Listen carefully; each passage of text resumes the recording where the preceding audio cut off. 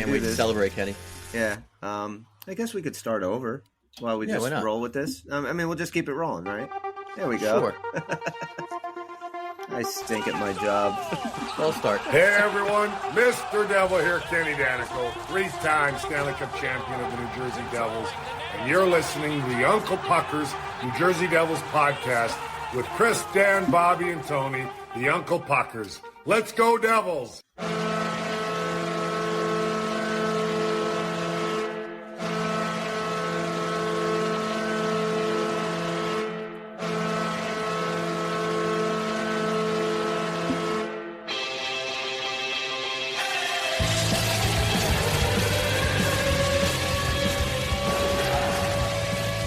Sit tight. We got to play it 6 more times.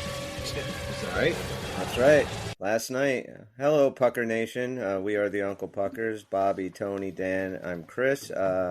Happy Sunday, guys. Everybody, you guys just ending your weekend, and mine's just starting. This is my Friday night. Nice. So I have the next couple of days off. So, last night, the Devils, I guess, decided that you know what? We're just going to actually play like we were supposed to play all year. Yeah. I mean, that game was ridiculous. It was amazing. 6-2 Devil win at home against Buffalo. We'll go around just some 7-2. Yeah, that's right. It was 7-2. Yeah, I lost count. What were some of your guys' takes out of that game? Bobby, you could start. Okay, so everything about that game is just something to like. That was just a wow moment, right? I mean, you start off, you got the captain coming back, which was great. I think, Chris, you had said on the show before, one of the keys was getting that first goal. We don't do that often. They got that first goal.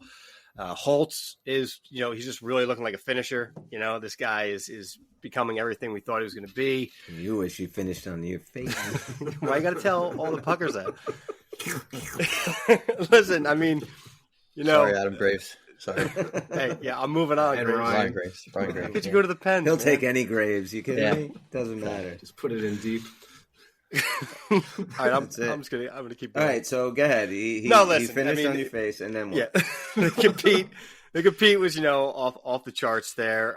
It was about, I think, like 5 minutes left in the first period for me where I really started to feel like, because the first 5 were great coming out, and then with like the last 5, it really started to appear to me like this was their game, and this was before like they really started to explode. Overall, again, the whole team, the slotting down thing really worked. Getting Heischer back, it didn't account for everything. That's not the whole reason. It's not like, oh, good, we move a couple people down, we're gonna get 7 goals a night. There was a lot more that happened in that game that was just kind of that, but it was a big part of it. And I think overall, any Devils fan should be really confident with that, because we did kind of have that strong third period the game before. You were hoping that it was going to translate. It did. Now we've had a great game before, like against Pittsburgh, where we thought that was going to springboard us and we took a pretty big step back. So let's just hope that doesn't happen. This is again the week to do it. So just very excited. Dan. Yeah, I mean, it's great to see them wake up there. It's kind of impossible to believe that, that you're going to have that kind of drastic difference just because Nico's back. But, you got to give him all the credit in the world because he led the way. He played a great game. And maybe that's what they needed. We'll see. As Bob said, time will tell if they're on the right track or maybe more of a blip. We want to start seeing some positive consistency that we have not had that from this team. So if this is the beginning of some consistency, that would be great. Now we'd really know we're on track. I was kind of surprised. I didn't think it was going to be such a convincing win on their part. I was hoping for something like that, but that was very impressive. What about you, T? Yeah, what's not to like about last night. And I will say, like, I gave Holtz. I didn't really give him much of a chance of making the team at the beginning of the year, and I'll take that back. Guys playing. I mean, last night played awesome. He's been doing really well. I'm actually going to say, too, is I think for one episode we should give Smith the pass because he's the guy who seems to defend our players on the team. And last night we saw a little bit of that right away, which was a payback. He also got his first point of this season yesterday. I do have a lot to say about Brendan Smith on this show in my take. So yeah, I agree with you though. Go ahead. I'm gonna give him the pass on this show because, like I said, he's the last couple games I've noticed whenever there's something going on, he is the one sticking up for anybody, on that team. I am going to take this win just like I take the losses, though, the last 2 weeks. Was this just a game where we just showed up and just played really well, and the next game we're not going to show up? I'm not going to get overly excited, but I am a little excited. But, I'm not going to panic either from the last couple weeks. But it was definitely fun to watch last night. That was the Devils team that we expected to probably see from opening night consistently. So, yeah, I think it's pretty fair to say the four of us, none of us are like, okay, the Devils have righted the train. They are, back on track. And I don't think any of us are, there yet, which I think is good because we have to temper our expectations because they've done this to us before. But there were some different as opposed to this game last night and like the Pittsburgh game, which we felt, okay, this is their first 60-minute effort all year. And then they just went and shit the bed for 3 games after that. This felt different. This felt like this was the Devil team that we wake up, Tone. Snooze. that we've been waiting to see, like Tony said, all year. I was super impressed with the way they played yesterday, especially only allowing 11 shots on goal. We're screaming for team defense. I mean, that's how they do it. Puck possession, sustained forecheck in the offensive zone, everything that every Devil fan and media member has been screaming at the top of our lungs over the course of the last 2 months, that came to fruition. But I also need to see it for a lot more games to really feel comfortable with it, because I feel like they can come out Tuesday against the Islanders and play the way they played against Detroit, because the bad was so bad that it's like, how is this the same team?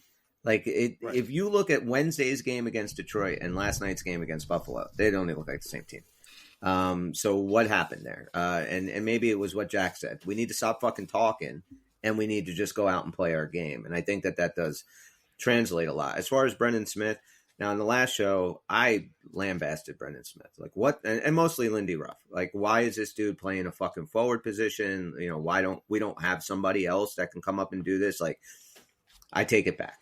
Every time I think that Lindy Ruff, and I've said this before, is completely fucking crazy because it's something he does, and then it ends up working.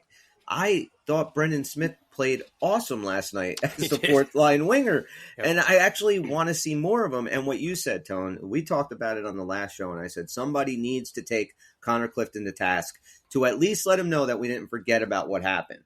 And he did First it. Period. And it wasn't much, but it was just a little, just a slap upside the head, throw him down on the ice, and hey, all right, it's squashed now. Our guy's back.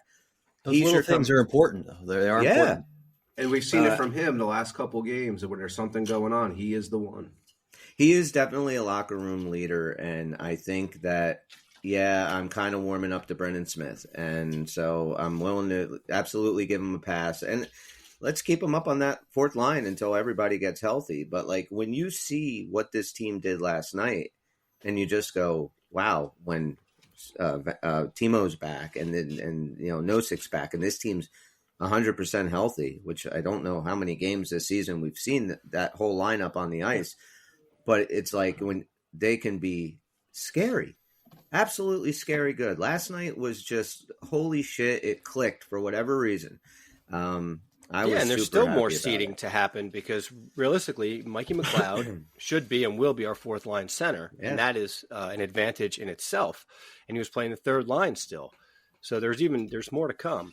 Now, it's obviously not realistic to think we can sustain a 7-2 type game all the time, but I would have thought that it wasn't realistic that we can play as bad as we were playing, but then we kept doing it, so it was starting to get pretty worrisome. You would think the law of averages that would just stop, but it wasn't until now, a very recent hard stop. So let's see what they can do going forward. I do like to also just applaud Jesper Bratt, because according to Bill Spalding, he did get his 300th point of the season in that game. I think he meant in his career, but no, he got one hell of a point in the game. That was his 300th point of that game. Yeah, wow. He said 300 point this season. I was like, that's incredible. That's a new scoring record. He's actually on he's on pace for 1,155 points this year. That's crazy. That's going to go down as one of your best calls, Bill. I think that's a record. I'm not 100% sure. In a row? So, what about, you guys saw, like, Hamilton had 2 points too. Hamilton, I was thinking about, I haven't been on the show in a few episodes, but who the hell are you? I know. Who are you guys? Who is this guy? Who is this? Hamilton. It's Lithuanian Thanksgiving. If it wasn't for his offense, though, man, I gotta say, like, there's some when I watch him playing defense, I think he gets the pass all the time. I just noticed that for some reason. This is a safe space. You can say I Dougie know. Hamilton has been fucking dog shit on defense. But I don't hate Hamilton, especially previous game. Yeah, but we the talk last shit two about. games, Sometimes yeah. we'll be like, Palat makes too much, or this guy. But I look at Dougie Hamilton, and this guy's, and like I said, no hate, but he gets a lot of passes from not only us, just everywhere around. He just for some reason he gets the pass. I don't know what it is. In the playoffs team last year, if you remember, it was the same thing. I agree, but I don't think he got a pass on Friday night against Columbus. No. I think that was like it was so obvious how bad he was. Mm-hmm. Yeah, I saw him digging in a lot harder yesterday, probably as a direct result of how extremely bad he was. But Tony, Dougie, he gets paid to put up the points, right? But yeah, his defense can't be that bad. That's why usually you don't hear too much blame on him because you kind of know with him. You maybe want to have somebody else sitting back a little more safe. But yeah, he was dog shit for a while. And let me ask you though, guys. Hopefully Hall is healthy too, because I don't know if you guys noticed. But dude, we keep fucking losing guys. Yeah, it's like last year we didn't. This is our year. Last year we got away with that. Every game there's somebody else out. I mean, hopefully, I forgot Lazar, Hala. We have those two, which I think Lazar's been a huge impact player for us this year. So's Hala. Like, we need these dudes back if we're going to do any kind of damage, and we need to stay healthy for a little while at least. Maybe gain some ground in this Metropolitan Division with a healthy crew for a little while. But man, it's been ugly. But let me ask you a question. With Colin Miller, have we found our solid defenseman that can kind of settle shit down? Like, he really seems like the dude back there that is, and him and Luke together, I thought Luke had his best game as a professional last night. Yeah. I wonder how much that has to do, or how much do you guys think that has to do with being with a guy like Miller? A guy he's a steady guy. Steady Eddie back there. Mm-hmm. Absolutely. He's definitely the kind of player we need. Would you make a move for somebody if you could, to, in that vein, a compliment, maybe replace, I don't know, Smith or even Siegenthaler. Yeah. I think you might, but I don't see moving Miller off this the defensive core right now. I like his play. And I don't see us like getting an eighth guy. I think if somebody's coming in, we're shipping out somebody. Yeah, like a name, not a prospect. It's a name. Yeah, it'll be a guy like. But it is comforting watching those two, Luke and Miller. They were noticeable as a pair. Like you said, Luke probably did have his best game as a professional. So maybe there's some confidence there, knowing someone's got his back. He's still young; he can make some mistakes. And we've all wanted to see Miller for that reason. This guy had a pedigree when he came here. I was particularly excited when he was coming, and it was hard for me to figure out why he wasn't playing. So now we're getting a look at him, and hopefully that settles everything down.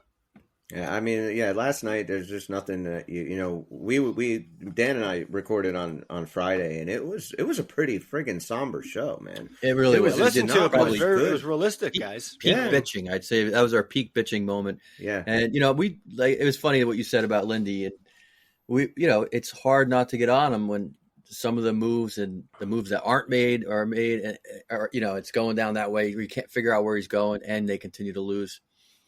But you made a good point. Like, maybe he was onto something with Smith. I don't know. I always feel like I want to criticize him maybe more, but I always hold back a little bit because he's always been kind of a step ahead of the fans and everybody else trying to figure out where he's going with this team. So, hopefully this is where he is going with this team. He's bringing them to the right place, and the personnel changes that, he's had to make are more just the best he could do with injury-laden roster, which continues to be the problem here. So it's great that they have amazing depth this year. They're going to need it. They're not, it doesn't seem like they're going to get a single game without somebody injured. So they're going to have to be rotating guys. I do believe the injuries have obviously been a big problem for Ruff, and since it is a safe space here, like Chris said, I actually myself, and not I'm just talking about all around with the Devil fans. Like, I get so tired of hearing people throw Ruff under the bus right away, man. Because I'm like, then when he starts winning, people are like, and it's not everyone, but there's a lot of it. I just see a lot of people on the social medias and stuff like, we got to fire Ruff, we got to do this, we got to do that. Yeah. Remember, we had last year. We didn't have all these. Like, we lost our Jack Hughes. Nico seemed like it last night. Actually, there's some guys who are our bloodline on that team, and when we lose those guys, you could totally, for some reason, we fall down like dominoes.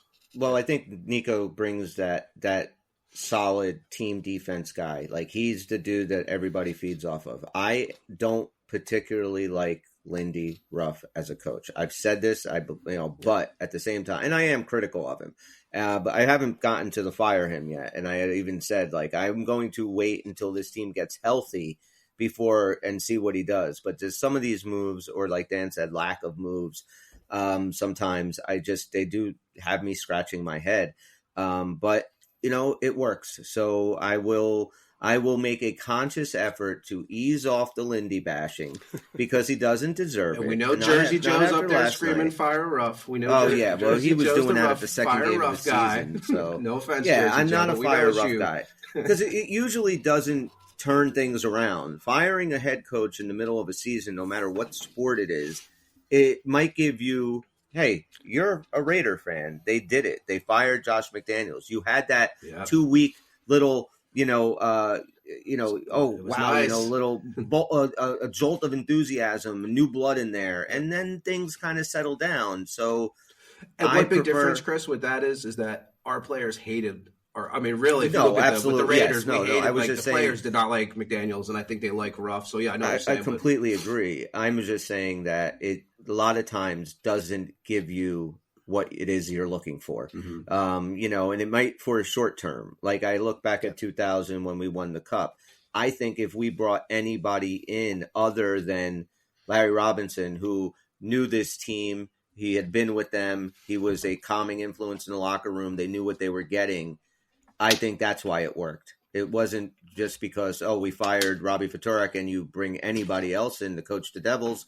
They're probably not going to go on to win the Cup because it was Larry Robinson. So I don't agree with doing that in the middle of the season unless your coach is a complete and total fucking buffoon, which we've talked about. Remember with Fatorak, we were talking about that actually. But Fatorak, remember, he was the one talking. He basically put down Larry Robinson in front of the team. That's one of the reasons he was fired that season, which goes into kind of whether you like him or not in the long run. That goes to that douchebag kind of mentality thing, right? A man too, you have to be able to admit there are people out there who just aren't fans of Ruff anyway. So anything that happens, they're going to look to say, get rid of him. But if you can't honestly say to a man, this team, like how many people were underperforming or not competing. I mean, yes, it's the coach's job to get that going. Not defending him. I was actually falling away from my positive vibes with Ruff, but the reality was these players do have to step up. A lot of them were not playing anywhere near they could. And again, hopefully the switch has been flipped. Yeah, and again, the injuries were and still continue to be a huge part, and it is difficult when to have guys playing in positions they're not familiar with, doing jobs they're not comfortable doing, and getting successful results. That's a difficult thing to do. We weren't able to do it. And I think with Nico coming back, it really did. Like even just those line sets and being able to, the top six was intact. Okay, Timo wasn't there, but it was pretty much intact. And they skated their asses off last night. I mean, they just played a perfect game. Other than the fact that we still can't kill a penalty, that is a little bit worrisome. But I think it's good that you can take some negative out of a game like that because you're not perfect. You played a really good game. You won 7-2, but there's still shit to clean up and there's still room to get better. And I like that because it's constantly going to keep them working hard to get better. It's amazing for the core. I was going to say, for the core of this team, like how many more times do you need to see like how well you can play, like how well you can dominate when you just play your game? Like it's happened over and over again. And this is going back to last year. Like when they really put it down, they could be practically unstoppable. Yeah. How many lessons need to be learned before you at least just come out with the effort? You're not going to win every night. You're not going to score every shot. But I mean, it should sink in. Like hopefully this is the game you watch the tape of again. You get psyched to go out. You play like that again over and over again. And scoring first was huge. When you can, right off the bat, a couple of minutes in, I even said, like, they have to score within the first 10 minutes, 5-10 minutes, and it just relaxes everybody. You're not chasing. You don't have that, oh, fuck, here we go again mentality, and then you're extra careful and you're trying to overcompensate and, you end up making mistakes that end up in the back of your net. They didn't do that last night. I tell you, even with the lead, when we came out in the second period and they gave up that power play goal right away, I got nervous right away. I think it was 4-1 at that point, right? I shouldn't be nervous, but I was a little bit nervous. And then I was very happy to see, like a minute later, Toffoli said, "Nah, we're not going to let that get started." And then you knew for sure. Like, there was no way they were coming back. And I think that the Blue Jackets game was about as low. You had to think to yourself, you can't get any lower. We have to, and I thought to myself, man, if we lose – I was kind of surprised that it was a 7-2 game last night. I didn't think it was going to be that much of a difference in score. But I was like, you cannot lose this game. And when you lost to Columbus, that's the only team below you right there. What is it, 9-11? You're at 3 – you're only 3 points ahead of them, first of all. Yeah. But, I mean, you have the Rangers who – let me see, 1 second. Well, now 31 points. Like, you got to – it's not that early, and you got to keep up a little bit now because these teams, like we said, I know that before the season started, we kind of were like, we don't know what Ranger team we're going to see. I'm not surprised the Ranger team we're seeing, and I don't think they're going to fall much. So you got to start getting points now. I'd like to I don't feel like they're going to fall that much. There's some comparison, though, to last year. It's almost like in a yin and yang situation because I saw a stat how basically our record was basically what the Rangers' record was through the first 18 games when we were taking off on that 13-game winning streak. And then I remember talking mid to late last year, said, the Rangers just kind of kept coming. They were putting these long spurts together, lose a couple spurts. They did it kind of the second half of the year. We did it, a lot of our damage in the early half of the year. It's almost like a complete flip. And there's comfort in that because the Rangers, I mean, they just kept their foot down all last year and they made it all the way up, up to third place. We can certainly do the same. We have the firepower. We have the team. Yeah, well, don't let Trouba hear you saying that. He's going to whack you in the fucking head with the stick. Yeah, bring him on, man. I do want to talk about the Trouba hit, but when we're done with our devil stuff, we're not going to put the Rangers into the forefront. So we definitely are going to talk about that. But whatchamacallit, I do think the Rangers, though, are going to drop off a little bit. I don't think they can sustain this. I just think that things like their age and stuff are going to catch up to them at some point. It is a long season, and what additions do they make before the trade deadline? They're the Rangers. That's all true. This is all true. Are they going to add 16 guys at the end that they don't maybe need? But you know what, though? All we need, exactly. All we need to do is just worry about ourselves. That's it. And speaking of worrying about ourselves, you guys want to do an accountability session from last week's predictions? Yeah, sure. I was wondering. This is going to be fun. All right. I would have had more points if the team did better. I'm going to start. I wondered. With that's one of your predictions, Tone. So all right, we'll start with Bobby. Okay. So Bobby said that the Devils will score in the third period of all 3 games.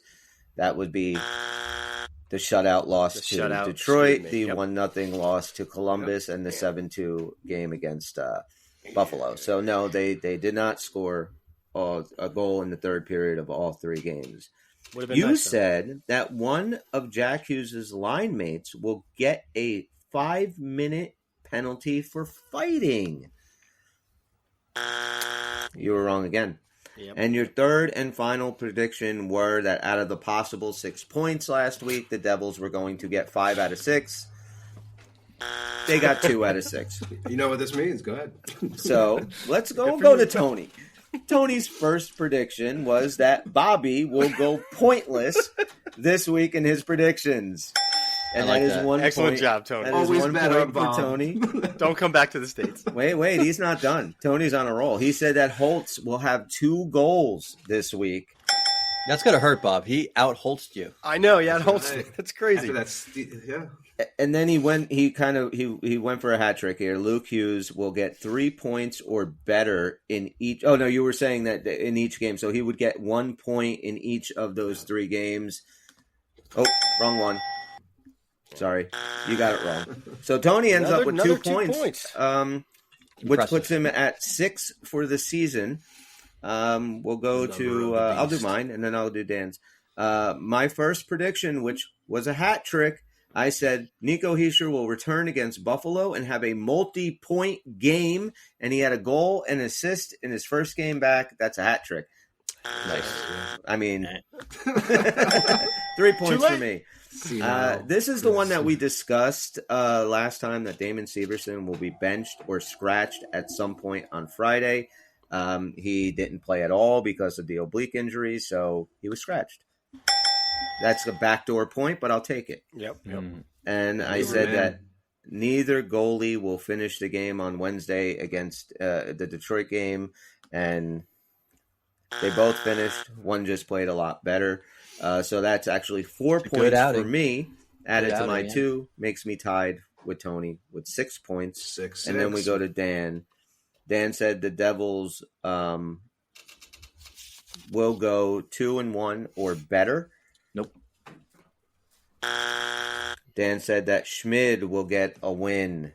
And Nope. we blew a really nice start. And from he had a good Schmid performance, on- but yeah, he was should shut have out, gotten the win. And you said that the Devils will. Now, this is something I think we need to talk about because it's the wording. Dan said the Devils will have a shutout. Now, they were shut That's out. not what I intended. Okay, I'll renege that okay, point. okay. That one we know. That one we know. So then that for this week puts Tony and me are tied for first with 6 points. Dan has 3 and Bobby still has 1. I gotta stop reaching for the stars. But we hey, you get this week to do it all over. Oh, I know what one of my picks are going to be again this week. Before Easy point. Obvious Son no of a points. All right. you can't so repeat it. now we're going to do our predictions for the upcoming games at home against the Islanders on Tuesday, in Philadelphia against the Flyers on Thursday, and at home, I think it's a Friday game against the Sharks, or is that Saturday? Either way, the Islanders, the Flyers, and the Sharks. So predictions for those 3 games. Welcome to the world of tomorrow. Tony, your first prediction. Brendan Smith will get his first goal. Ooh, that was Of the gonna be season. mine. You motherfucker. I got to change. You just snipe You one know, of mine. I don't know if we should have to change it because if that's what you were prepared to say, I mean, Mine's a why little should you have to different. change it just because you went first? I Well, you also can. was You gonna have say to that. change it to make Yeah. it a little different. I made mine's a little bit different, so I'm going to keep mine. So I do think you should change it just to be a little bit different. I don't know. I'm just thinking if we were rolling along and there were 2 of us who said like a person's going to get a hat trick this week. I mean, if you really feel that for a certain reason, I don't know if we should not be able to both take the win / or loss. All right, if you We'll want. worry about it when it gets there. But, Okay. So Bobby, your first prediction. So I was battling with that same one that Smith would get the goal, and then I kind of flipped it anyway, and I said Bastion will get a goal this week. He's due. Better do something. He played good last night. He did. So Bastion will have a goal. A goal. All right, Dan, your first prediction. The Devils will get at least 4 points out of the next 6. They're gonna get. Okay.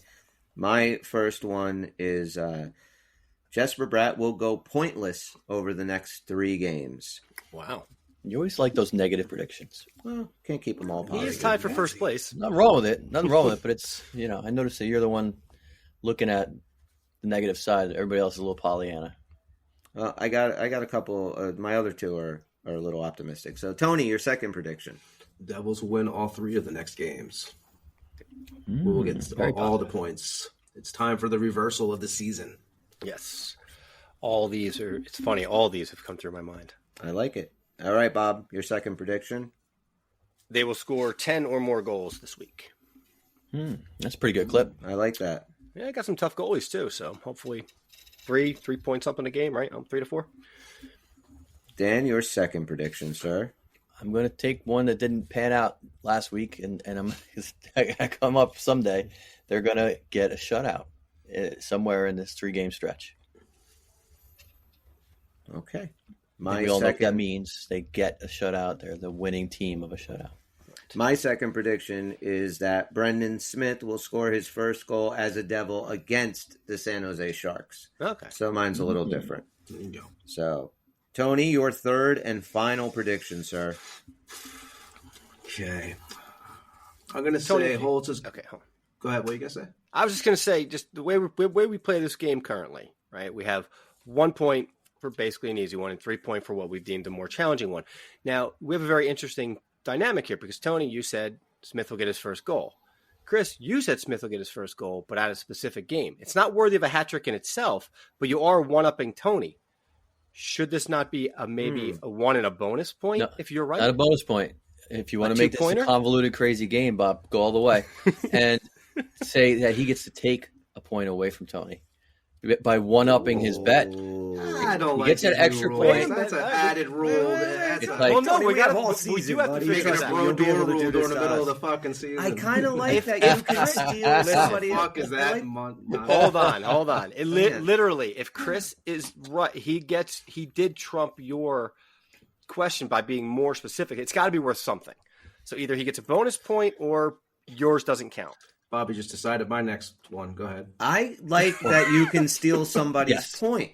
Yes, it'll I really think that piss makes the everyone game off. more fun. Right. And then, like, if somebody comes in now with a third version, that it will be against San Jose in the third period, let's Right. say. They can take a steal point both from points. you. They get 1 point for themselves. They can take a point from you and a point from you. Yeah. So I'm it'll be down a with that. 3 So, point like, with that too. like Tony, for your third prediction, if you say the Devils will have a shutout against the Islanders, then you take Dan's point away from Right. just his shutout. Because you So- won up my bet. I like this. Okay. All right. Let's do that. We'll give it a shot. So, Tone, I can steal your point if it happens in San Jose. So, Right. And then just to be clear, you get a point plus another one that is coming out of his Right. tally. right. So, even though he's right, now here's the thing. What if Brendan Smith scores 2 goals? Then he still gets a point. And do I steal his? Yeah. Yeah. I mean, you're So, like, what if he scores against the Flyers and he scores against San Jose? So, Tony's technically right because he said he'll get a goal this week. I'm right because, or is that just a wash and we each get our point? it's tough. You have to decide and what qualifies as a one-upper. Because I said the Devils will get at least 3 points, and I think which one of you guys said they're going to get I said 5 of 6. 5 of 6. So is Bobby one-upping? And I that? said all I don't three. think so. I said 6. Right. So I said all Not three. everything Yeah, has to be a every one-up. game. Yeah, I don't think that would be considered a one-up. I think like something like this, or if you Anything went with the that's Tony shutout, or even like Yeah, National exactly, have a- right? What the Yeah, 'cause fuck is this? I mean, Tony and Chris, it was a specific player. If you're doing something more team-oriented, that's a little harder to predict. Yeah, You're not I necessarily agree. one-upping. I just think there's 1 or 2 cases where we can really make it fun. Yeah. Plus, okay. Tony said I would get 0 points last week, and I did. And I'm going that again on this next one. I'm saying I'm going to pull the same points from last week and say Bobby is going to get 0 fucking points this round again. That's my All next right, pick, Chris. man. Mark it down. All the hate. I know, man. I love it. You better It's text me getting after the show. ugly. All right, Bobby, your send third you and that final nude Hulk prediction. picture. I believe in baby steps, and it looks like we still haven't given up less than 2 goals a game. I'm not ready to give them a shutout. There will be a game where we only let in 1. Okay, 1 goal allowed during this 3-game set. Just I originally did have it as 1 or less, but since Dan took the shutout, I'll just leave that off. okay. My third and final Fair, prediction Tony. is that the Devils will win in overtime in one of the next 3 games. Cool. And Dan, your third and final prediction.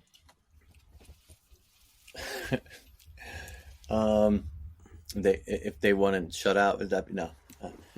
You're then, just yeah. one-upping yourself. How many people Yeah. will scream "Fire Lindy Ruff"? Well, I think if they were, if they did a How performance, many? if they did a performance last night, like they did the previous 2 games, I think you would have been hearing it in the stands last night. I really do. Of course, yeah. I started seeing it everywhere. I think that during this stretch, we're going to hear about another trade that's happening. Now, I'm not talking about the minor Calgary one ones, right? that happened today. There was a trade that happened today. That was a minor. But I think league that's one, a right? setup. Yeah, and I think that's a setup trade. Well, they got rid of Thompson. So Yeah, So, but that what I was reading on it seemed like it makes sense to me, and maybe I'm wrong, but it seems like it's setting up a trade, and I think it's going to come sooner than later. I think we might get that Calgary trade or something else. I'm not going to say who it was, but there'll be a trade in the next 3 games. do you believe there actually will be a trade, or Yeah, we'll rumors have- of a trade? No, I think we can affect the trade. Oh, Mackenzie I Blackwood don't will be think back in New it's going to Jersey. happen before. It's a little bit of a stab to say it's the next 3 games, but I think it's going to happen this. I think that's a before hat we, trick, guys. I If an think actual trade happens this week? yeah, that's definitely a I hat mean, it's trick. because it's pretty early. Yeah, Of I some agree. significance, right? It has to be an NHL level trade. Let's say that. I Right? think it has to be of players who we all agree would have an intention of starting this year. Okay, Like of being on the team. Yeah, All definitely right, well. not an AHL, Yeah, all right. reshuffling. That's a hat trick. All right, so those are our predictions for this week. I like it. So speaking of stealing points, if Tony is in fact wrong about me, do I effectively steal his No, points? I don't believe so. I think you've already changed the rules enough today, Mr. Bob. Well, actually, that's It's not about winning, dude. I think think you've you've already already altered altered. this. I think we should discuss that. You said that he's not going to get a point this week. Now, if he does get a point, does that effectively steal? I don't think it should because I'm no, because you wasting wouldn't get one a of my point anyway, so it predictions, doesn't count. But I'm wasting Oh, one that's of my right. predictions You're right. on that. Yeah, Right. but Yep. you wouldn't get a point, so it doesn't wouldn't matter. get a You'd point be wrong, anyway. so you Yes. can't steal a point that doesn't exist. Yeah. So Next week we'll debate whether or not we can. And Bobby, use you the only same have question one twice. point, so you don't have many points to steal. So you better be careful. I'm fine You'll with be being in the negative You'll be in the for fucking negative entertainment 10s. purposes.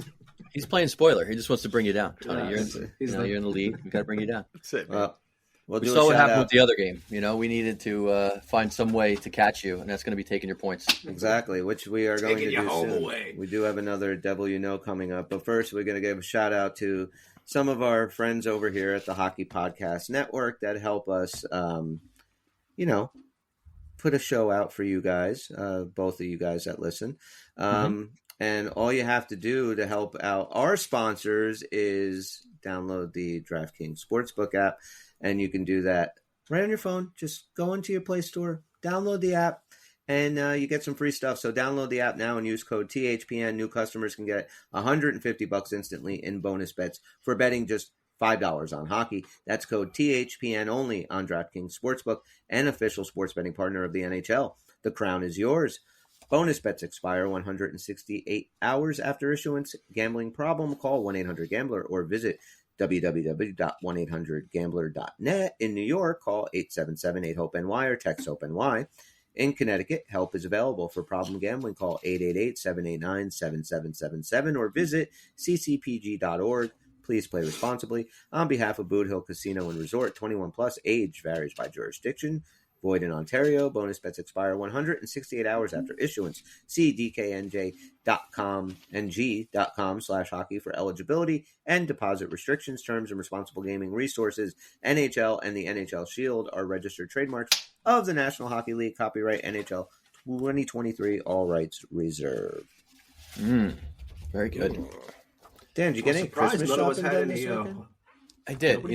It was the Black Friday weekend. Everybody has been so nervous about Black Friday. I didn't really give a shit because I went to Raycon.com and I got, well, I don't want to spoil it, guys, but I got everybody everyday earbuds this year. No way. Yeah. What are everyday earbuds? Well, earbuds.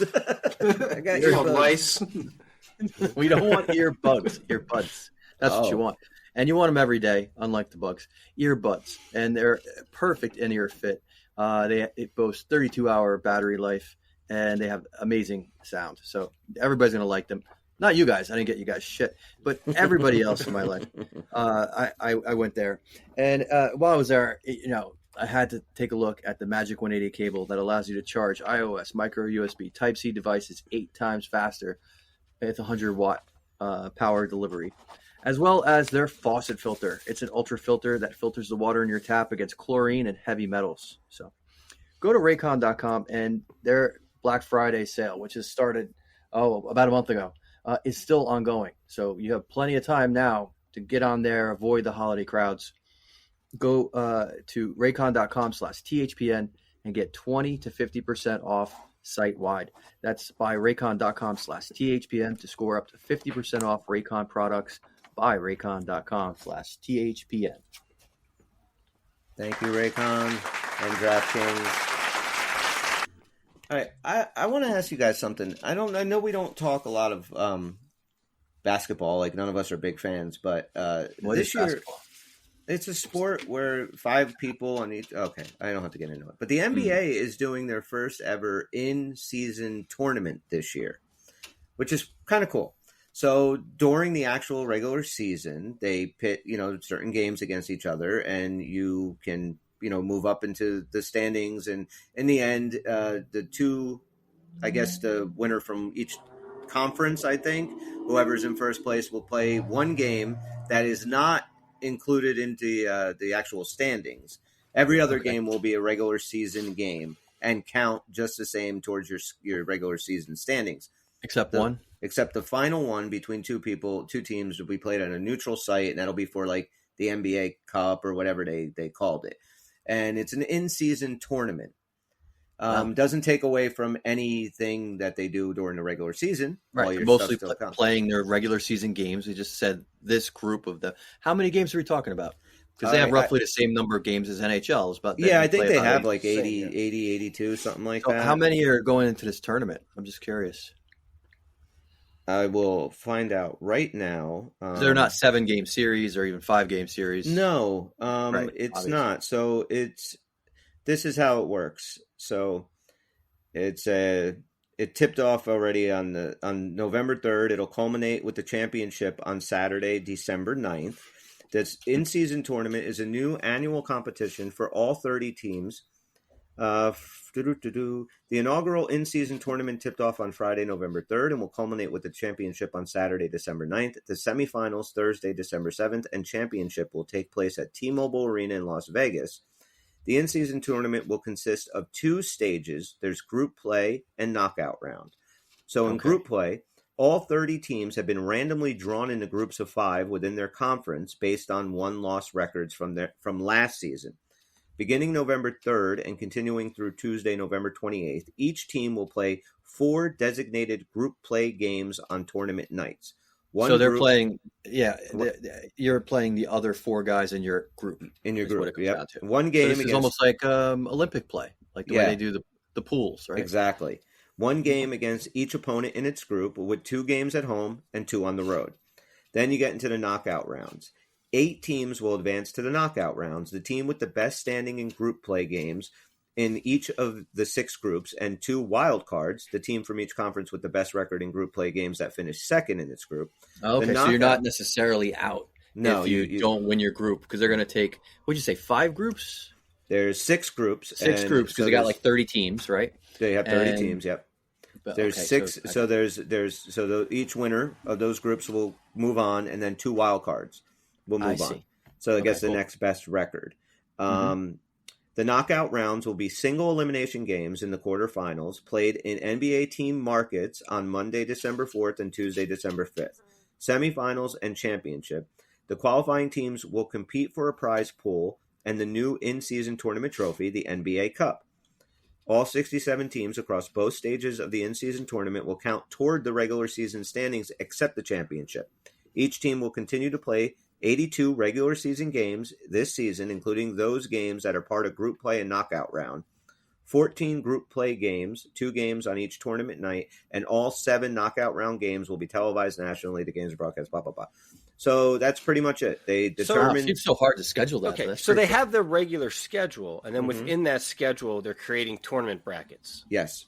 So you're just playing a regular season game that you obviously want to win for those reasons, and then there's this parallel kind of tournament that's going on. Season tournament. That happens based on your results. Takes about a month to run. It's kind of cool. I wonder if it would be interesting if you get a team that is not been making the playoffs. Right. To really win it. Yeah, and it's kind of cool to see that, a team that hasn't made the playoffs maybe in a couple seasons somehow wins it all. That'd be cool. So you guys would be down with something like that? I think I would, because it doesn't really take anything away from the season. What if some injuries? Just add a little extra.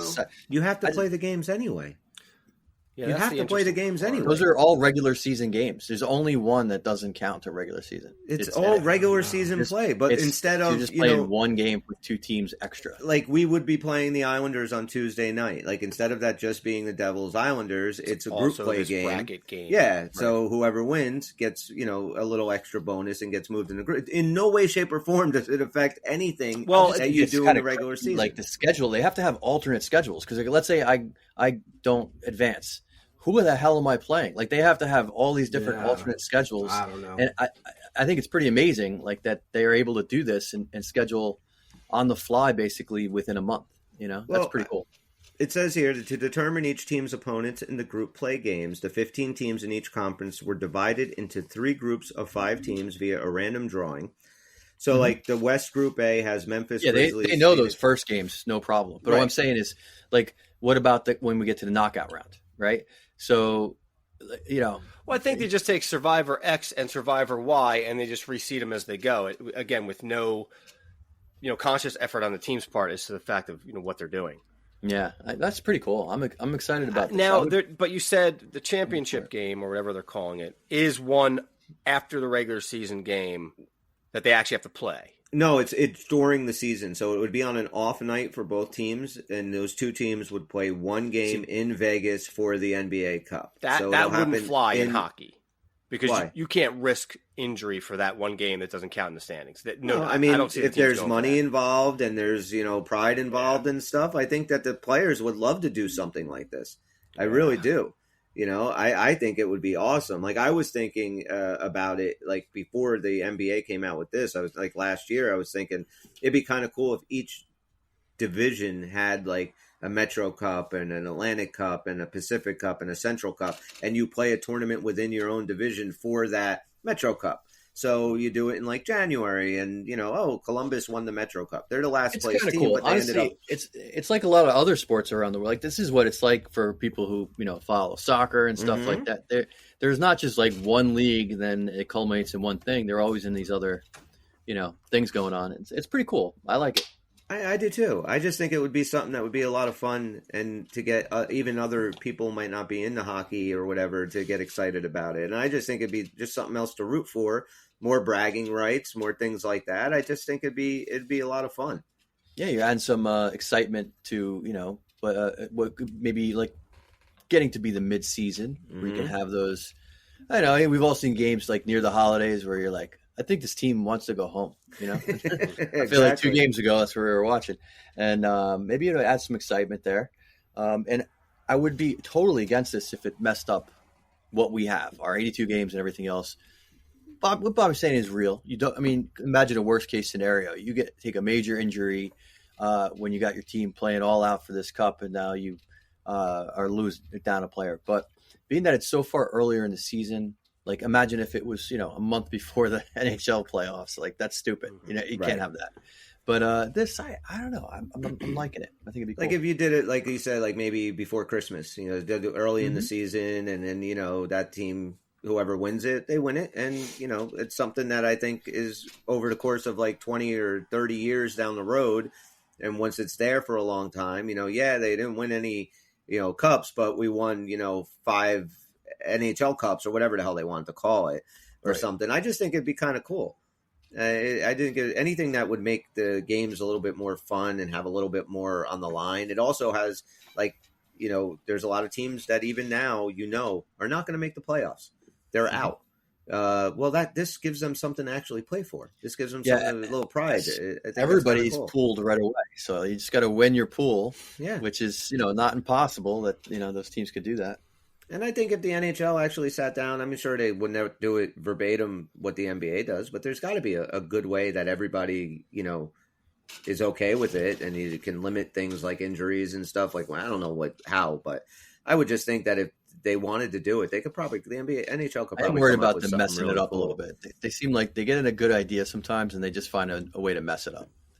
I just think it's kind of neat that this is the first time that the NBA is doing it, and I think it's probably going to be extremely successful, especially that final game in Vegas. Like they'll probably sell the place out, and it'll be huge. It'll be like an all-star game there.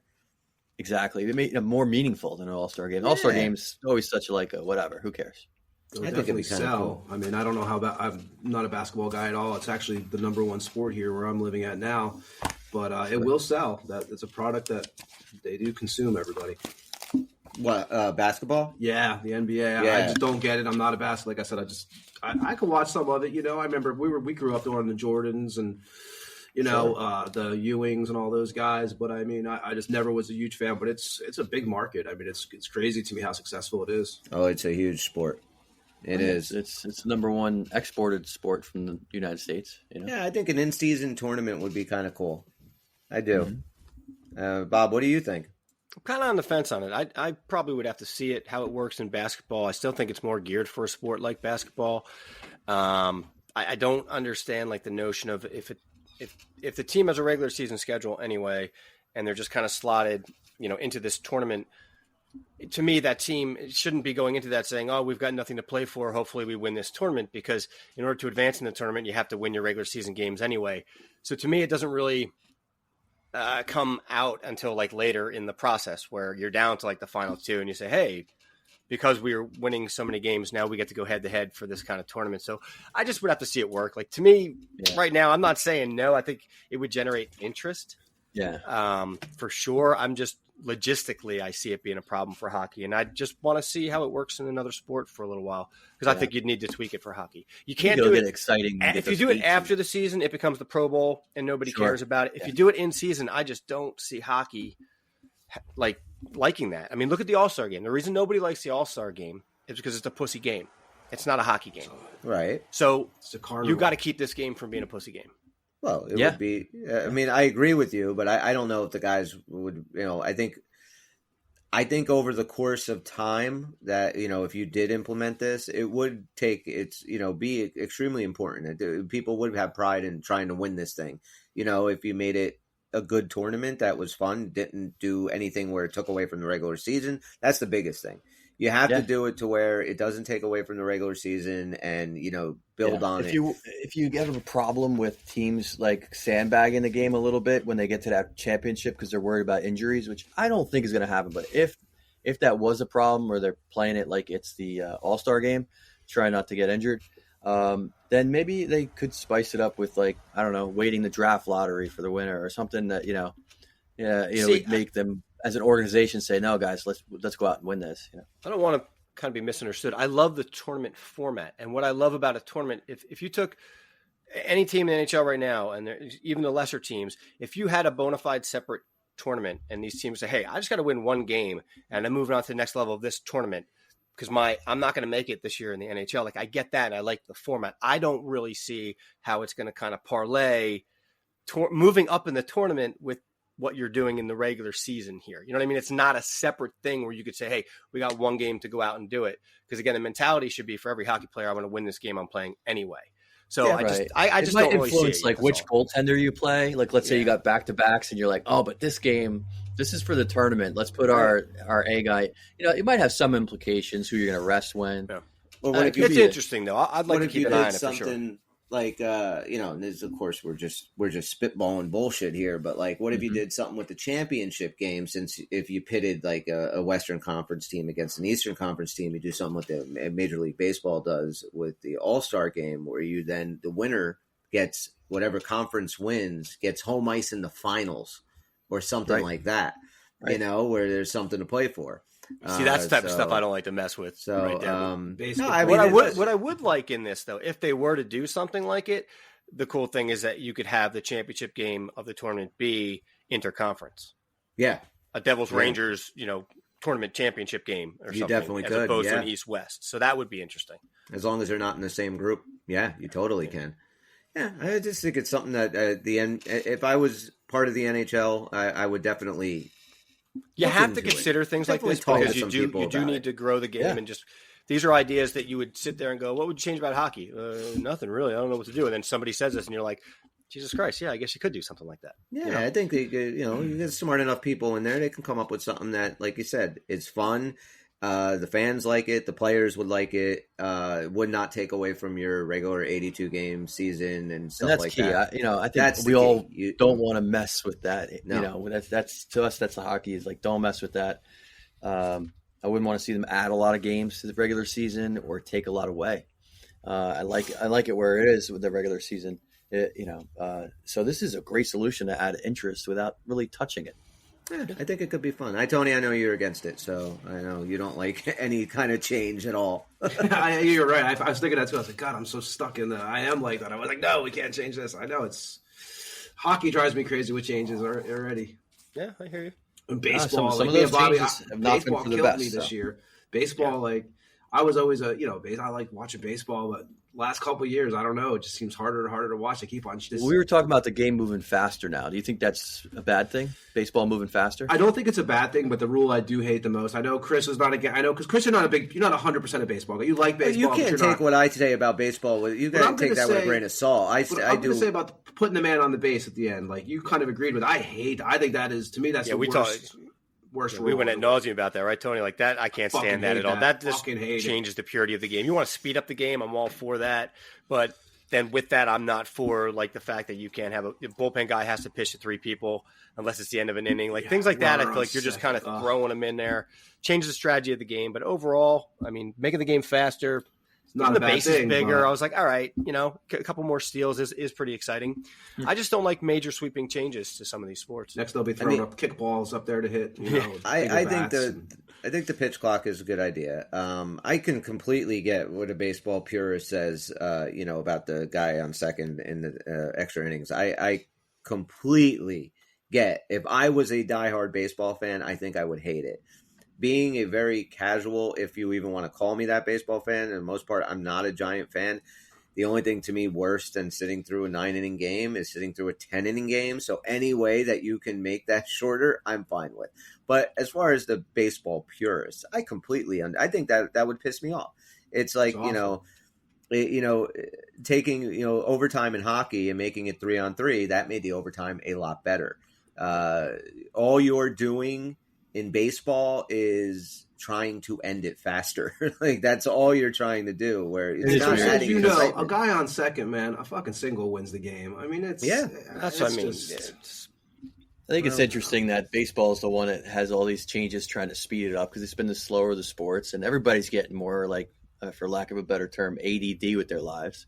We've got the shortest attention spans year after year. Not just the young people, but I think everybody's succumbing to it a little bit. So kind of not surprised that they, going after baseball to speed it up a little bit. I mean, they do this thing in my kids' last year's like Pee Wee League, where if you get a penalty, you don't get like a 2-minute penalty, but everybody lines up on the blue line, on the red line. And then the guy who takes the penalty, who caused the penalty, he gets to go in for a breakaway. So there's 2 whistles. They blow the first whistle, he skates for a breakaway. 2 seconds later, or whatever it is, they blow the second whistle. So the rest of the team either tries to catch him or take care of the puck or whatever, which they're never going to do because the kid's already got a 2-second head start and he's only got to go to the goal. And it's just like a complete disadvantage. Like he's going to make it, to the goal every time without it.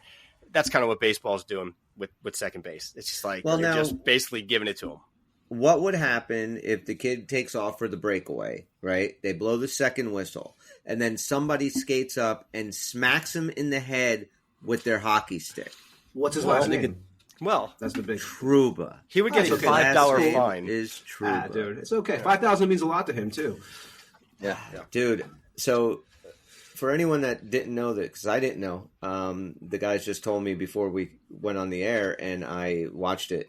So Jacob Trouba, was that against Chicago? Who was that against? Or was that against Boston? Right? That was Boston game yesterday. Boston. Then that was yesterday's game, right? I believe it was the Boston game. Yeah. So Jacob Trouba, it looked like on the video there was a little right in front of. I guess it was.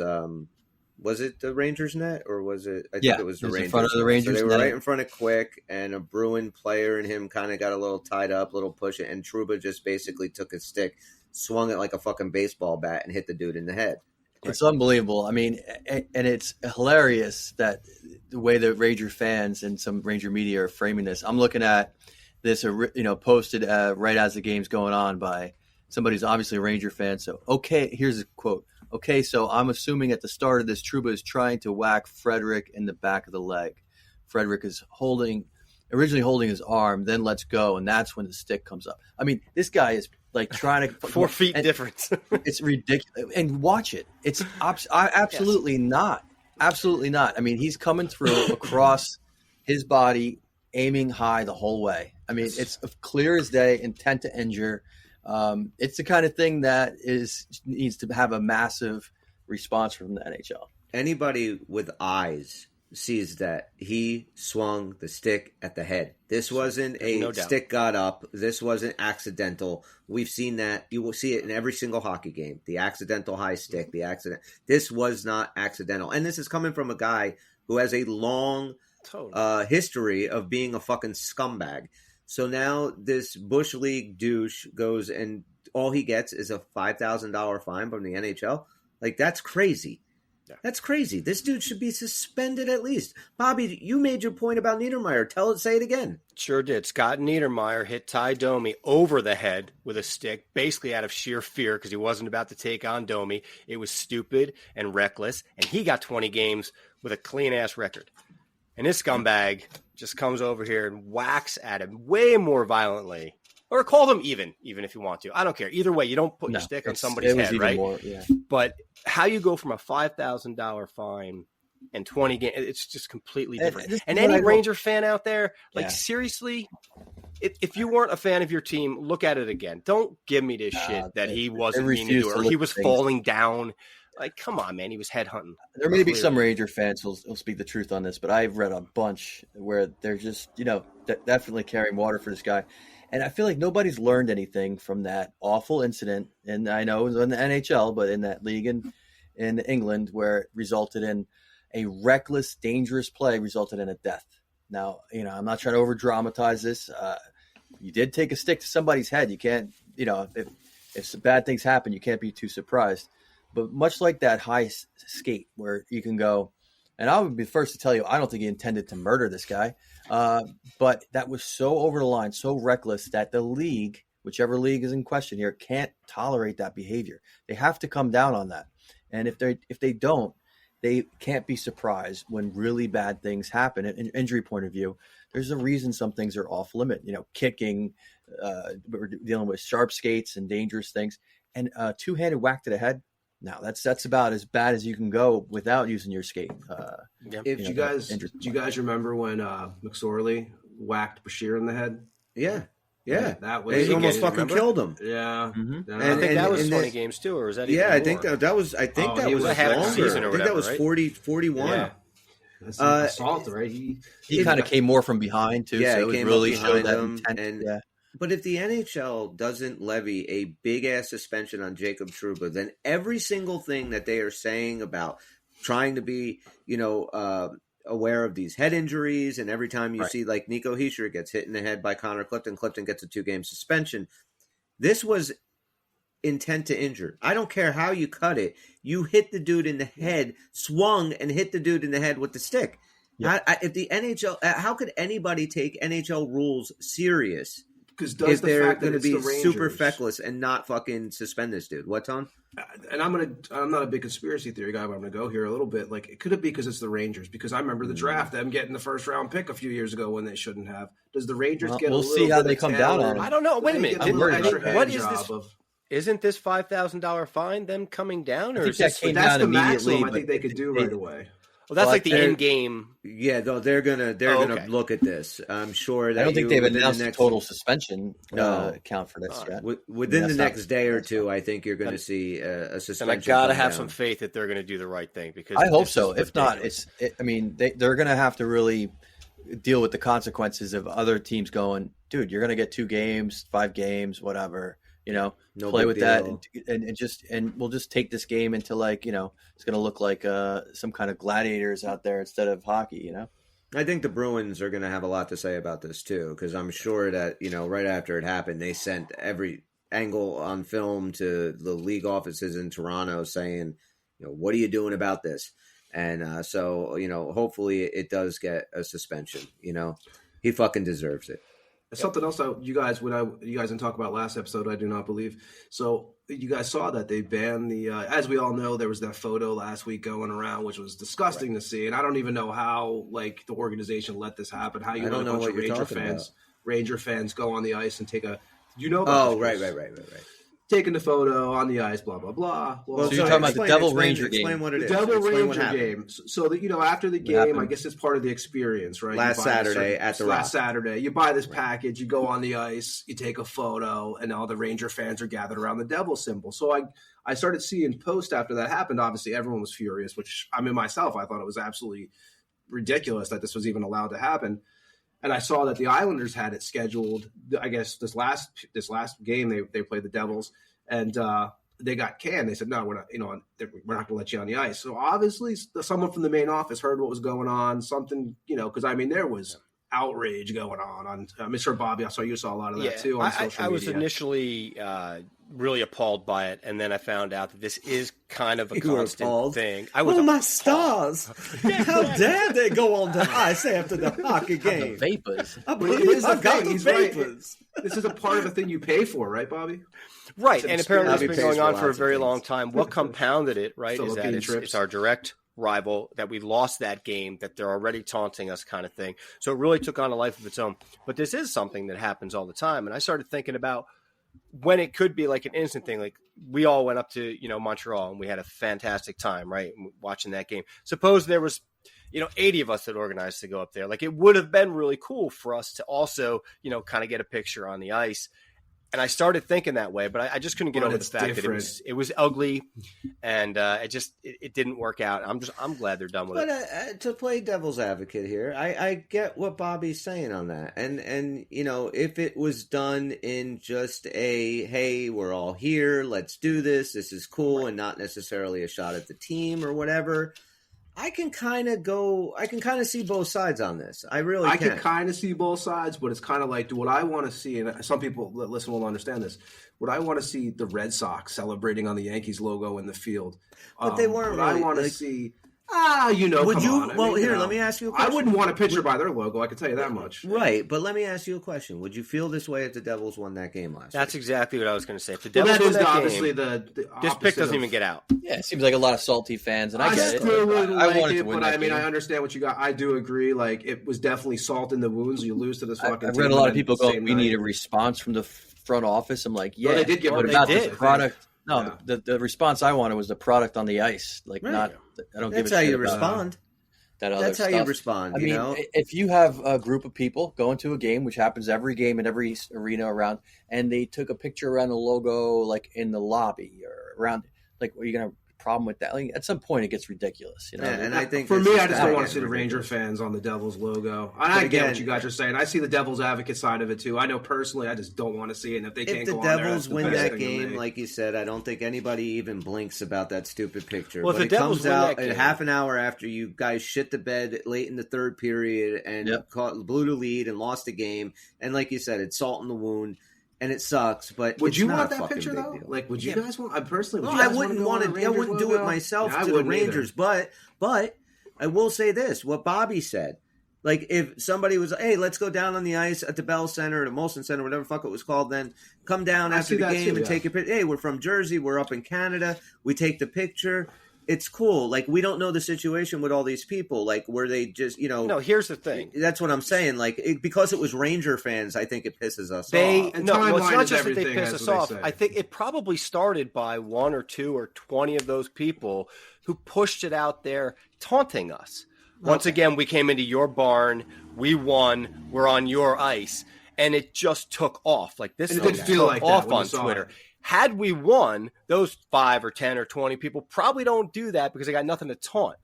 And then it will happen the next that's a time. good point. So this, They wouldn't they've post been that doing picture. this for years. So it isn't something where we should react that badly. But the enjoy your optics of picture, it guys. is I mean, awful. I'm you not know? worried about it. Enjoy your Exactly. picture. You don't have a picture following our playoff matchup last year. Yeah, say how did Game that's 7 not going go? to Yeah, look plenty good. of those. Yeah, the photo Yeah, was accompanied that's- with videos of half the place going nuts when the Rangers took the lead and all that. Like, it was just that constant kind of the shit we always talk about. Just the No, I get Rangers it. fans always, in our building. I don't know, just Bobby. Maybe we should same get even. shit. What do you say? We should get even on March How the hell 11th. can we possibly do that, though? We Bobby? can get on their everybody logo. that's pissed off about this photo and tell them to get tickets for March 11th in Madison Square Garden when the Devils play and go do the same goddamn thing. Just stop talking about it and worrying about the Rangers always coming in and making us feel like little brother. We go there, make them feel like it for once. Just take over half the building. That's all we can do. Just get your tickets for March 11th. I know there's a couple guys going out there. The Trap's talking about it. A couple other people that post a lot. Like, get your tickets and let's see what we can do. Maybe we won't. Maybe we can't. It Who would knows? be a Devil's Maybe we can. infiltration. It would. It Because- would. We got a Devil ready to go before we wrap it up for the evening. What do you say, I think we boys? should play a game. Yeah. Do it. Shall we play a game? Buckle up, boys and girls. It is time for the Devil You Know on the Uncle Pucker New Jersey Devil Podcast. Bless you. It is the funnest game in hockey podcast history. It's the Devil You Know, where tonight Dan will give us clues about a former New Jersey Devil. Tony, myself, and Bobby have to try and guess who it is he's giving us clues about. We get 3 incorrect answers before we are eliminated. We can ask Dan any question we want about the player, and he can or cannot answer it. It's completely up to him. So without further ado, Dan, the floor is yours. Okay, so this week's former Devil was drafted in 2007 by the Devils. Any guesses yet? Shockingly, no. He was drafted relatively high. He was in the 3rd round, 79th overall. So he also stands 6 feet 3 inches, 230 pounds, and is a right wing. So you have a lot of stats up front. There you are. 6'3", 230, right wing. 2007, huh? Big dude. Mm-hmm. Okay. This is an American-born player.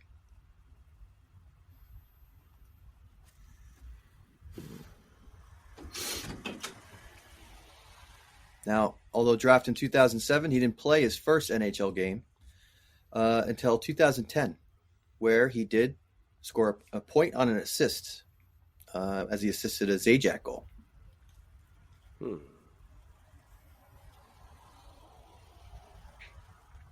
He would not score another point until the following year.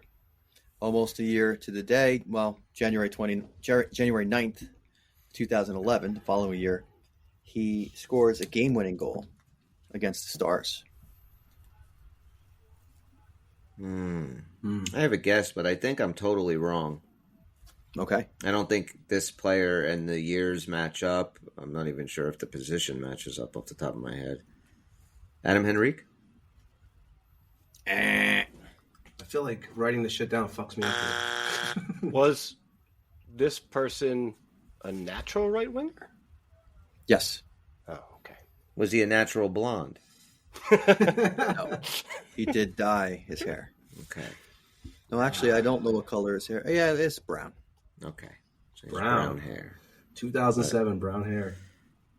Yeah, you remember that? You don't have it yet, Tom? I don't have that. No. So, Okay. Now, this player has played for one other NHL team. Now, you know he started with the Devils, so this was the team he was traded to. From there, he has some European experience, and his career ended basically 2017. okay. That's all you got? Well, I'm just wondering if you guys got any other guesses. Not Henrique. Who was he drafted by? The Devils. The Devils. Who'd he get traded to?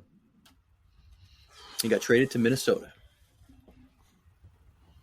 Part of a fairly big multiplayer trade. I'll bring in the person that he was primarily traded for in a bit.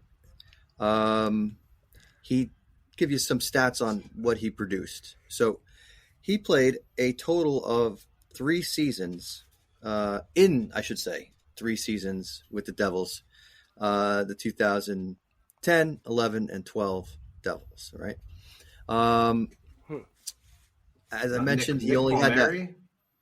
What's that? Nick Palmieri? Nick Palmieri is correct. Wow. Ding, ding, ding. Tony does it again. That is awesome. Okay. Wow, dude. Nick Very Palmieri. And Tony is on the board lesser for season Palmieri. 2. No relation. I was just going to ask. There's no relation there, right? No relation to Kyle. I'm thinking Look like that up. Tedembi, but he was like a small dude. I'm like, who the hell was 6'3"? Right. 2007 kind exactly. of throws me. I was like, man, that wasn't too long ago. You know, it starts going. Those teams that I think about some of those players for those teams who just played a couple games and gone. That's most definitely my weakest point of Devils history. Like I've said many times, I checked out around 2006 and came back around 2011 or 12. So those years, I really don't know many players. I think it was like Amanda Stein posted like her lineup thing from like, I guess I don't even know if she was doing the Devils back then, but whatever year it was, she You posted. think she's doing the Devils now? Really? Yeah. Breaking news, everybody log in. Put on the news. I didn't do that. recognize half the forwards, and I had to be honest with myself and say I don't even remember that name being on the team for at least 3, 4, 5 of those guys. I believe it. because the team was so bad. I still watch it. I still watch most of the games. Like I never gave up, but I certainly did not retain any of their names. Some of those guys are pretty forgettable. I'm not gonna lie. I think Amanda Stein has like the greatest job in the world, right? So she definitely just reports on this team. Awesome. But at the same time, have you ever watched like interviews that she does, like the after game stuff, where like YouTube will put out her interview, and it'll be Bratt and Heischer, Ruff and Smith, right? And you'll watch it. She has one question, and she just asks everybody the same exact question. And I'm like, it gets comical after a while. I'm like, I bet I know exactly what she's going to ask. I think we're really fortunate because she does her job. She does a good job and stuff. But with Erica, she's great. I mean, she really is. You hear her talk. She's such an educated. She's a beautiful woman, and she's very educated. She sounds really good with her reporting. Man, I got to say, I'm always impressed with Erica. Mm-hmm. Well, yeah, and she's on NHL Tonight too. She's another Sue. She does baseball and stuff too. Yeah. She's all right. Well, we all love Erica Wachter. Amanda Stein needs to get a second question. I think she's doing Amanda Stein. I will say, I feel like she should like realize this is being videoed because that is actually that's the way you do it for print. Right. and she's kind of, and that's fine for print, but it's ridiculous to watch. It really is. It's and it's like, it's never a good question, No. It's just, well, we all know that you had, your team meetings the other night. Well, after this performance against Columbus, how does that feel now? It's the same question. Yeah. See, and I love Jack. Like Jack couldn't give a fuck about being interviewed. You could just tell. Right. He doesn't want to talk to you. He doesn't want to answer your stupid questions. And trust me, Jack thinks your questions are extremely stupid, and he could just tell. And I love that. You have guys like Lazar and Brennan Smith that have no problem. They'll talk. They're great interviews. But Jack is Eric just Halla. Eric Halla is a good one. Also, it is a minority of players who are good interviews. Like you said, Amanda Stein has the greatest job. Yes and no. I mean, can you imagine hitting those same fucking trite responses? Well, we got to execute and stick to our plan. And put the puck in the net. I mean, yeah. And I feel for everybody involved because it's like, why is this even an interview? Get to a person who wants to talk and stop asking, random guys who really don't want to. Some of them are still learning the language, for Christ's sake. Exactly. Give them a break. I love we don't need to see that. Akira Schmidt interviews. Like he knows. Yes, he speaks very good English, but at the same time, when you ask him complex questions, and they always throw words in like that, like he probably doesn't know the meaning of some of these words that you're throwing out there, and he just or at least how to express a good answer. Yeah, for it. Just hard. Go with, like you said, take the three guys, take Halla, take Lazar, take Smith. Just interview those three. They like talking to the media. They're good at it. Vanacek was pretty funny though. He's got a funny way about him. I love that he talks about himself in the third person. I just think that's awesome. Jimmy likes. He's kind of crazy. Jimmy likes Elaine. Crazy. Did you see that thing he was doing? He's a fucking goalie, Dan. Of course he's crazy. The thing he was doing with the Devils media, where like he was going up to the players, giving them bracelets and shit. Oh, I didn't see that. See that? No. Oh, it's on their that was hysterical. Instagram page. It was pretty funny. So it's nice to see that kind of personality. But in general, like those questions between periods and right after the game, they're almost always fucking, boring questions with boring answers. Yeah, I know. It's why bother? We got to change that up. It's not necessary. Yeah, I agree. They shouldn't. Especially the after game or in between periods. After the game is annoying when they pipe in the audio through the whole arena. Like if I'm a player, like I don't want to talk to 17,000 people. Oh yeah, I always think and answer your stupid question. They didn't used to do that. Now every team's got to do it. Otherwise, they're not showing their fans enough appreciation. They have some kind of show for the fans. Do get into it. When I'm there, I get into it. I like it. But is there ever a point that you watch this team or just hockey in general now and the way it's evolved over the course of the last 25 or 30 years? And we go back to like the Devils of our glory years when we were fans and there was no, there was no marketing of this team. There was no nothing. Like you had to really be a fan to know who these guys were because they never even got like, did you kind of miss that a little bit? Like I kind of miss being like these kind of tucked in a corner somewhere. All the other teams are trying to promote, like the Devils never wanted to promote players. And I feel like newer Devil fans don't know what that even feels like. We know what it was like to be like you said, in the basement always. Like when those early runs, you think of 94, 95, like no one knew who the hell we were. No one even, Yeah. it was like a speck on the nuts of everything. It was like, but now, now it's the expectations, are so high that I do miss those days personally. I feel like a lot of the younger ones don't know what it's like to. I also feel like right now I'm talking about music with people who are like, my day, like you had to go find the bands and it wasn't all on your phone. Well, remember, you see a and I Devils get it. bumper sticker, you'd be like, there's a fellow Devil fan, the old bumper stickers. And Right. shit, Right. I miss that though. Like I love having access to whatever I want at my fingertips. I do. Like, want to watch a movie, I want to watch a TV show, I want to listen to any song ever recorded, I can just put it on. But there is something missing from driving to go to the record store, hanging out there for a couple hours, listening to some stuff and just buying some new albums, new CDs. Like, I miss that. I miss it. You'd always run into people you knew. It was always fun. It was always fun. You ever wanted to just kill an hour, 2 hours? You go to the record stores. Those places are still there. They are. It's like, not the same. And I plug something since we're talking about this, and I never was supposed to do this. But plug away. And I'm not as, I got to say, when I hear Chris do these promos, man, I am like, God damn, dude, I got to have him do promos for my show that I'm about to mention that I do on the side here. So if anybody is really bored and into heavy metal music and like horror movie shit, I do a show with my bass player who I play in a band with, my buddy Ed. We do a show called The Tampa Morgue. So basically it's, we have actors on there. We had David Howard Thornton, who plays Art the Clown in all the Terrifier films that came out. We have Bobby Gustafson from Overkill came on, spent a couple hours on the show. We got a shitload of musicians, a bunch of heavy metal bands like Nasty Savage, Hell Witch. We have so much stuff coming up, but like a lot of like horror movie stuff. We do that. We do once a week. We do shows. Tried to think about that. Blaine Cook from The Accused. You can find the shows anywhere you get your podcast, right? Same thing as here. Yeah, anywhere you hear our podcast. What's it called again? Sexy voice, Tony. That's my voice I use on that show. But the Tampa Morgue.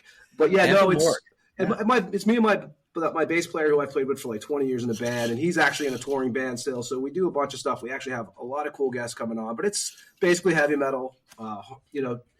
Horror movie orientated, but I always want to mention it on here, and I always forget we're talking about music and stuff. But we've done like 20 episodes. We do one a week, usually the cool thing is we get these guys to come on who that I grew up listening to, or some of you guys, I know you guys know Overkill and bands like that, and they actually come and hang out for a couple hours, man. It's a very chill, like, we talk about their whole career. We don't ask them like, oh, what's your favorite food on tour, or who would you like to play with? Like, we actually go through their careers and shit. So I wanted to mention it on here, but yeah, we have some really killer guys coming on. I wish I could mention, but there's a lot of old heavy metal dudes and stuff on there. So yeah, I wanted to plug it.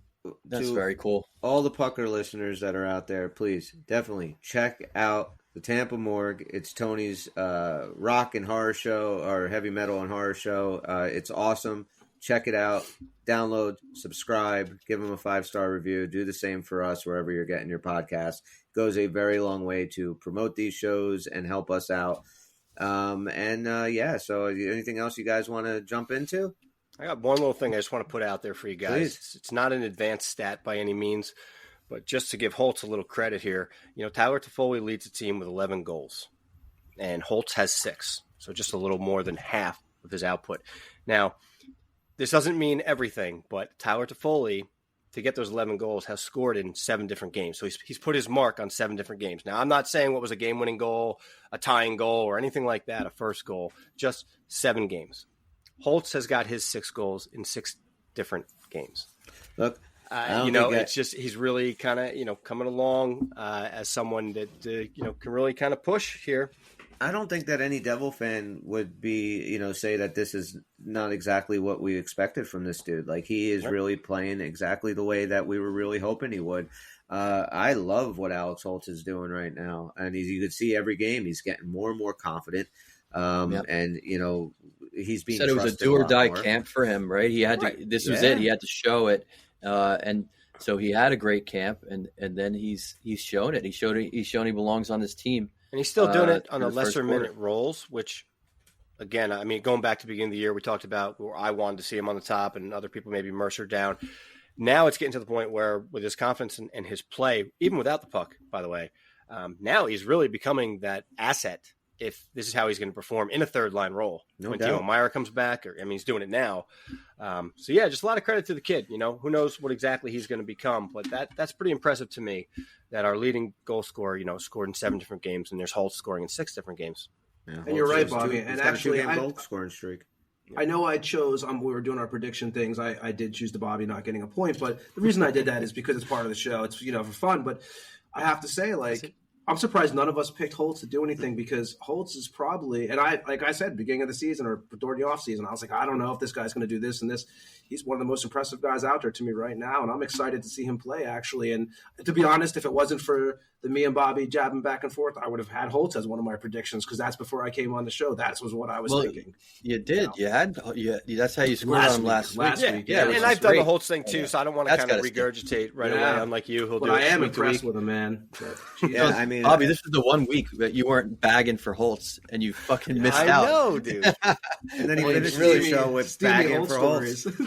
There you go. Yeah, but no, for this team to be that successful, that bottom 6 needs to really, contribute a lot. And him on that, and Hala and Plot, I love that line. I really do. I think the injection of the youth and his speed and skill with those two dudes, I think it's going to be a really good line. I love what Holtz is doing. And I also love last night that they scored, 6 of their 7 goals, 5-on-5? 5-on-5, yeah. That was huge. And a delayed penalty, but still 5-on-5. And how great was that 6-on-5, right? They just gave Buffalo nothing. Like when Jack just gets that puck in the zone, and the teams are kind of sitting back because they're it's a more of an odd man situation. He just does whatever the hell he wants. It is so much fun to watch. And isn't it amazing how much he drove that team? And they were talking about it on the air too. Like he didn't have any points until the end. Like he got 1 point. If you learn the Devils put up 7 goals, you're thinking Jack probably factored into 2 or 3 of them. At least. Yeah, if you just look at the score sheet, he's only got 1 point, and it's like, was he having a bad game? No, he had an awesome game. He made everybody better. Yep. And do you know who didn't factor in on those 7 goals? Jesper Bratt. Yep.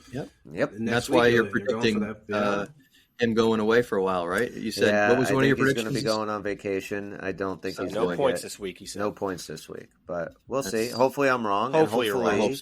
And I am starting to see the national outlook of the goaltending, which I hadn't heard all Devils fans talking, all of us talking about it, and other Devil fans. But now I did start hearing it this week where they're like, everyone's pointing that as the issue.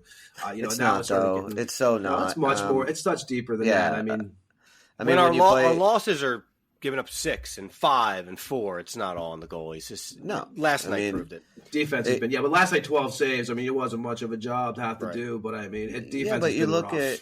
Look at Schmidt's performance against Columbus. These are 2 horrible defensive breakdowns that led to 2 goals. Is it Schmidt's fault we lost that game? Was it Schmidt's fault we only scored 1 fucking goal? Like, no. And he made some great saves in that game too. Yeah, and it sucks because Schmidt actually had a good game and didn't get the W, and just that was disappointing. It'll come. Because look, we played Thursday, Friday. I expect most likely, I think Vanacek will probably get the start against the Islanders Tuesday and on Thursday against the Flyers, and I expect Schmidt to probably get the start on Friday against the San Jose Sharks. So, we'll come back next week on Tuesday. I'm not sure if it's going to be before or after the Islander game. We'll have to figure all that out, and hopefully this team can just keep on going where they left off on Saturday, man. Because our skis are pointing straight and downward. Let's keep it going that way. This is it. And, for Tony, Dan, and Bobby, I'm Chris. We're the Uncle Puckers. We'll see you when we see you. Peace out. Later. And bye-bye. It's my wife. Adios. I got the vapors. Oh, dear. You're not there, me. It's over, Johnny. It's over.